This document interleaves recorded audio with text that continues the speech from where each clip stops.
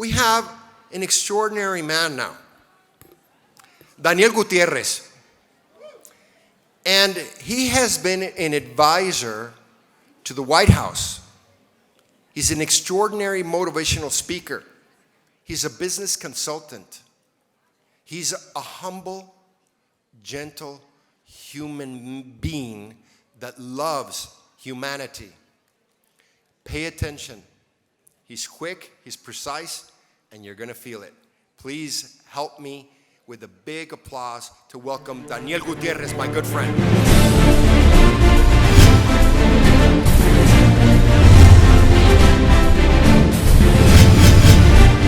Wow, I am so glad to be here. I am very glad, and I want to thank Michael for inviting me to be here.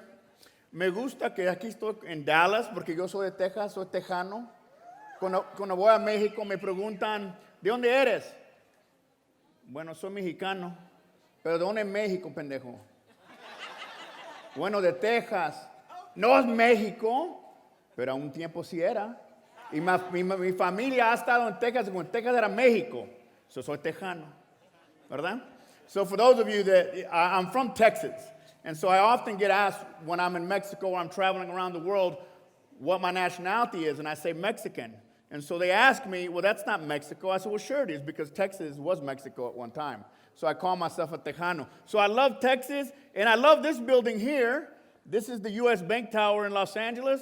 I've had an office there on the 27th floor overlooking all of Los Angeles. Isn't that beautiful? And this over here, whatever happens in Vegas stays in Vegas. I'm not going to tell you no more. Wow. I want to tell you a story. I want you to know something about me.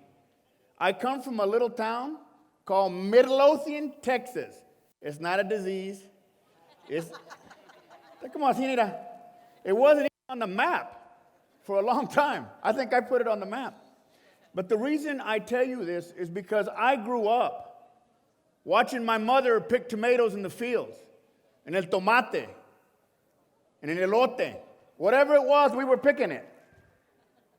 And I remember watching my mother work hard and saying to myself, I don't want to work that hard. It's not that that's not a good business. That's great. And I'm glad that there was a way for my mother to raise us 3 children, because she raises by herself. But I knew that I wanted more out of life. And when I graduated high school in Midlothian, Texas, I said, yeah, I'm out of here. My mom says, mijo, get a job and shut up. You're going to get good benefits. You're going to get insurance.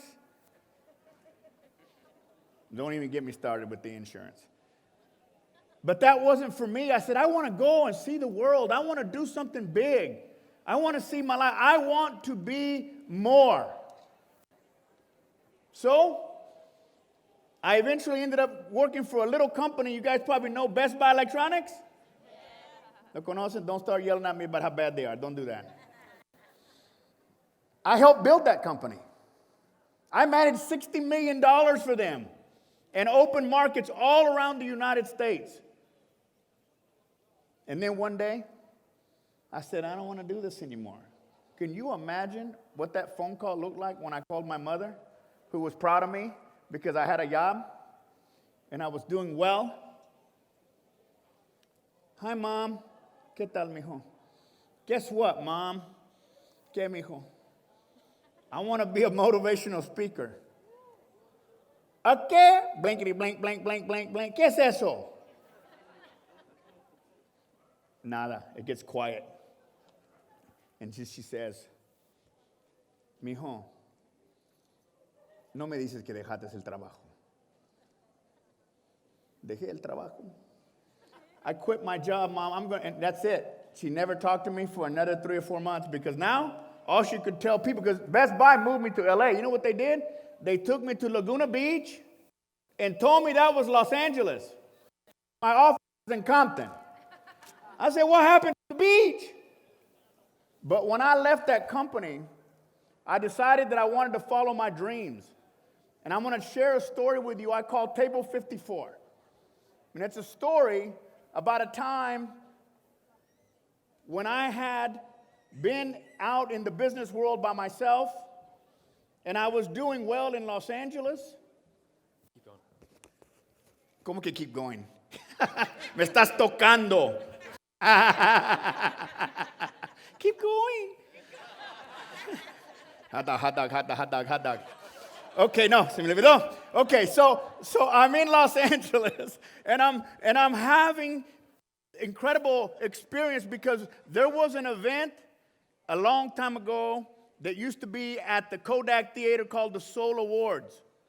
And that year, Selma Hayek and George Lopez were being honored. And I was so excited because I come from a little town in Midlothian, Texas, and I went and I bought my tickets, and I thought, well, I'm going to go because están todos Latinos. Yo quiero ir también. So I decided, and then they said, you have to wear a tux. ¿Cómo que un tux? I didn't know what a tux was. I didn't grow up with a tux, you know. So I said, okay. So I looked around and I realized that a tux, you either buy one, which I wasn't going to buy one, or you rent one. Well, I didn't want to do either one of those. So I called my friend Jim up and I said, Jim, I have a problem. I'm going to this high thing level at the Kodak Theater, 4,000 people, you know, Latinos, you know, who's who, the mayor, everything, and I got to wear a tux. He says, I got an idea. So he took me to a place over in Orange. And we went and we got my jacket, my pants, my cummerbund, my shoes, my cufflinks, $65. I had more polyester on me. I mean, I walked like this. I mean, if I'd have gotten near a lamp, it would have poof, right? But I thought it's in the dark. No one's going to know. No one's going to know. It's okay. Está bien, está bien, está bien. So now I had my tux, and I needed a girlfriend. So got me one of those. So there we are at the Kodak Theater in downtown Los Angeles, and I walk in, and I'm important, right? I thought that they were going to sit me in the middle, you know, with all the mucky mucks, you know, the mayor and the movie stars and George and Selma. So I went, and they said, here, Mr. Gutierrez, aquí en tu mesa, table 54. I said, okay, thank you. And I took my date, and I went to the middle. No mesa. No table 54. So I said, excuse me. Can you show me where table 54 is? And they said, sure, mister. And they walked, and they walked, and they walked, and they walked. My chair was up against the wall at the very, very back. And the girl that I took says to me, she goes, you're not very important, are you? It was so far back, if you can imagine 4,000 people, that I couldn't even see the TV that well. It was horrible. And I sat there, and I remember when the event started, I heard this loud voice. You know, the people who make the announcements? Hello, and tonight's master of ceremonies is, and they said it. And it was like, wow. And the place went crazy. And we saw them, well, they saw them. I saw a little guy like that, and I said, oh. So I'm sitting at the table, and I said to him, hey, guess what? I said, what? The next time I come into this building, to this event, I'm going to be the master of ceremonies. They said, you know what? Shut up. And the girl that I took, well, let me tell you something. 3 years went by since the day that I made that comment, and I got a phone call from the chairman of the board of the Soul Awards. And he says, Daniel, ¿cómo estás? Todo bien, gracias. He says, you have been doing a great job in Los Angeles and supporting our people. Do you think you have some time to be the master of ceremonies for the Soul Awards? And I got a piece of paper and I went, let me see. I didn't have nothing on my account. Let me see. Yes, my assistant was like, what are you doing? Yes, I happen to be available. And he says, great. we'd love to have you. Oh, Daniel, before you go. Do you know how to use a teleprompter? I said, a tele who? I'd never heard of one, never seen one, had no idea. Yeah, I guess it's that thing the president speaks off of, right? I didn't know. I said, sure, I spoke on many of them. Never saw one in my life. Yeah, I'm fine. So now, I am the master of ceremonies at that event, and now I'm going to this event, but I have a problem. I need a tux. Pues como pendejo. I said, I got one. The $65 polyester suit. I decided to wear it. I said, who's going to be able to tell? It was shiny, though, man. It was shiny. So I get to the event early because I want to do sound check. And I guess my tux looked like the mesero's tux, like the waiter's tux, because when I got there, hey, ven pa' acá. No sabes que aquí estamos hablando. No sabes dónde está tu mesa. Ven pa' acá. Get over here right now. Don't you see I'm giving instructions for the whole night? There's 4,000 people here. Get over here. Okay. So I stood there and listened to him. ¿Saben dónde vas? Sí, todo bien, todo bien. You should have seen the look on his face when this event started. And you hear, like that day that I sat at the very back of that event. Ladies and gentlemen, welcome your master of ceremonies, Mr. Dan Gutierrez. And I came out there and he was sitting up front. I went, and he was like, right? And I said, hey. And I couldn't see because there were so many people. Hey, where's table 54? Right? And I said, let me tell you something. Never, ever, ever let someone tell you you cannot do something, because 4 years ago I was sitting in your chair and I said that I would not come back to this event until I was your master of ceremonies, and tonight I am your master of ceremonies. Right? Yeah. The place went crazy. Now the teleprompter, híjole. The guys in the back can appreciate this because I still didn't know how to use it. And they started running the teleprompter, and I was, right, I was reading fast. Oh, the words are going too fast. And they said, take a break, take a break, take a break.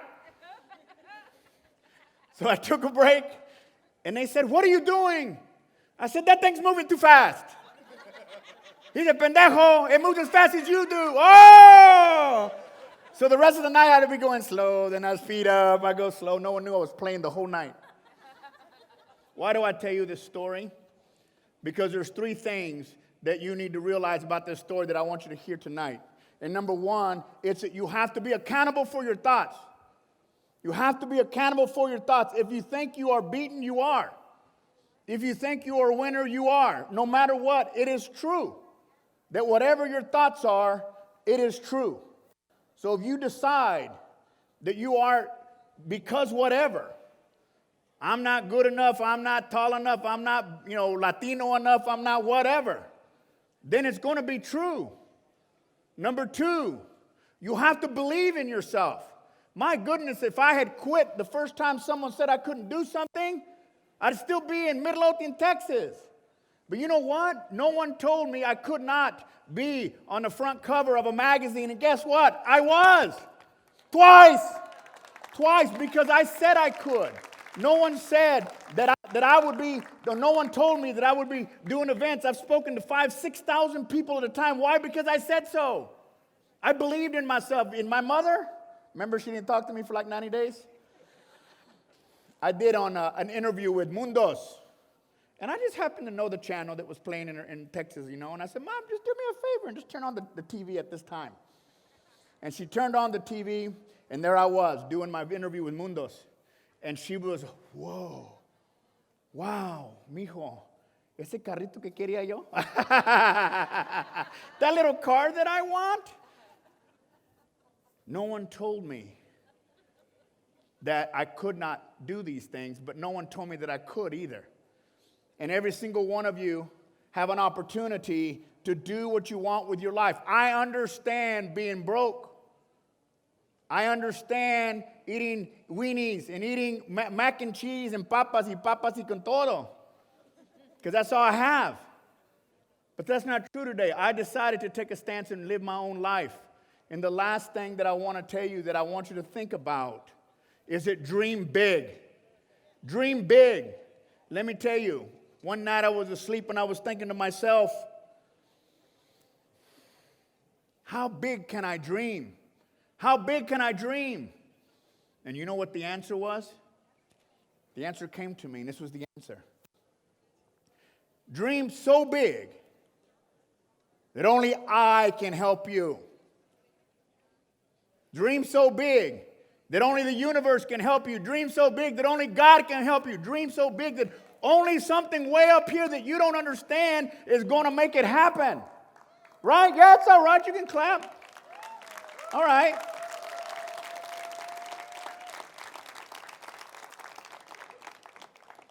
Dream big, and don't let anyone tell you that you can't. You know what I love about Gano? Well, I didn't know anything about Gano until Michael called me up. Gano, ganamos.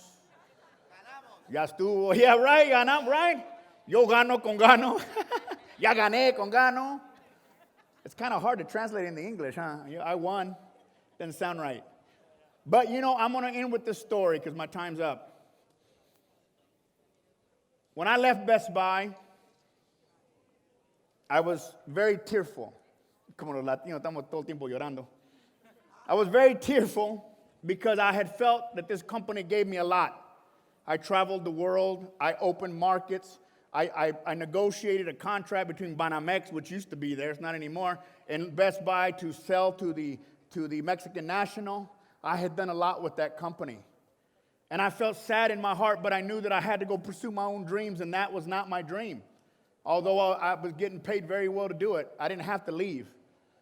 And I remember telling my boss, my vice president, thank you so much for this opportunity to work with you and for you. And he said, stop it. You took this vehicle called Best Buy and you drove it. You made the decision to work hard. You make the decision to be here all the time. Think yourself. And that's what you have today, tonight. Well, I don't even know what time of day it is anymore. That's what you have tonight. Gano Excel is a vehicle. And if you want to drive this thing to your dreams, then drive it. That's up to you. Think yourself. Thank you.